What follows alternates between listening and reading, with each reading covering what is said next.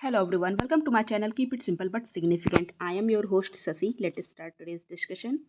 In which year was the Sarkaria Commission appointed? Sarkaria Commission कब appoint हुआ था? तो ये अपॉइंट हुआ था 1983 में. The central government in the year 1983 appointed a commission consisting of 3 members on center-state relationship और इसकी चेयरमैनशिप की थी आर.एस. सरकारिया ने. ये एक रिटायर्ड जज थे सुप्रीम कोर्ट के. The 22nd Amendment Act 1969 facilitated the creation of a new autonomous state of Meghalaya from which state? तो 22nd Amendment Act हुआ था 1969 जिससे एक मेघालय स्टेट का निर्माण हुआ था. किस स्टेट से निकालकर इसको बनाया गया था? तो ये स्टेट है आपका Assam. Answer is C. Which one of the following is not a fundamental right? कौन सा इनमें से है जो फंडामेंटल राइट नहीं है? तो freedom of speech and expression है. Right to assemble peaceful and without arms ये भी है. और राइट टू इक्वलिटी भी है, लेकिन right to property fundamental right नहीं है. So the answer is C. ये हमारे कॉन्स्टिट्यूशन के आर्टिकल 300A में रख दिया गया है. पहले ये था एक फंडामेंटल राइट, लेकिन बाद में अमेंडमेंट के द्वारा इसको फंडामेंटल राइट की सूची से हटा दिया गया. कुल हमारे पास इस समय 6 फंडामेंटल राइट्स हैं जो कि इंडियन सिटीजन को मिले हैं.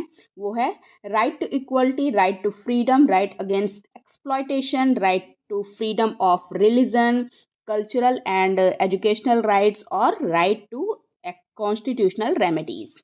ये सारे राइट्स हैं.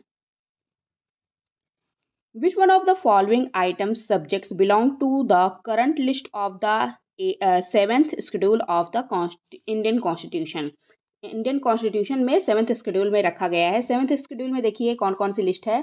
यूनियन लिस्ट है, स्टेट लिस्ट है और कॉन्करेंट लिस्ट है. तो कॉन्करेंट लिस्ट में इसमें शामिल है कौन सा? Forest. Answer is B. Okay. Right to service is an important part of which among the following bills और एक्ट? तो राइट टू सर्विस किसका इम्पॉर्टेंट पार्ट है? तो ये आपका है right to information act. Answer is C. Right to service is an important part of right to information act और ये आया कब था? 2005 में.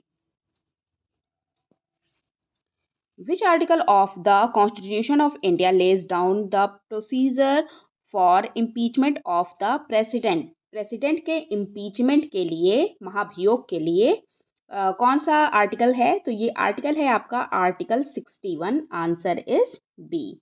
ओके. और प्रेसिडेंट का इम्पीचमेंट होगा कब? जब वो वायलेशन करेगा कॉन्स्टिट्यूशन का. ओके.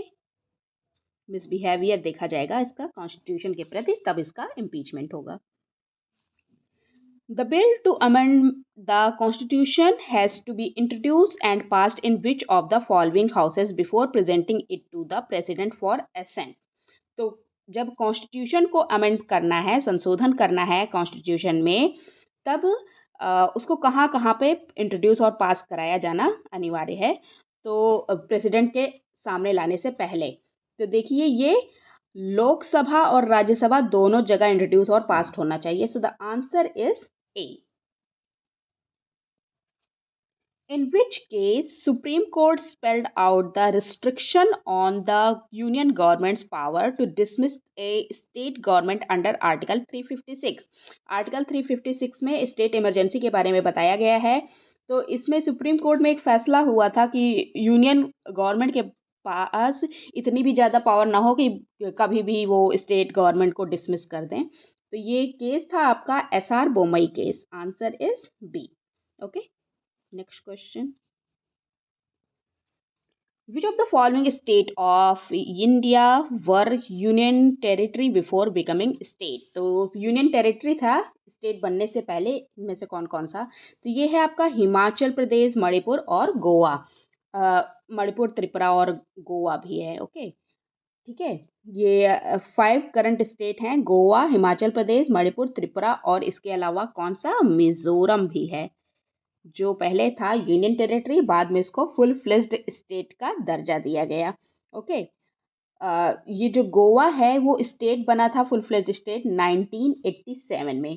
हिमाचल प्रदेश बना था 1971 में. मणिपुर और त्रिपुरा को स्टेट का दर्जा मिला था 1972 में और मिजोरम को मिला था 1987 में।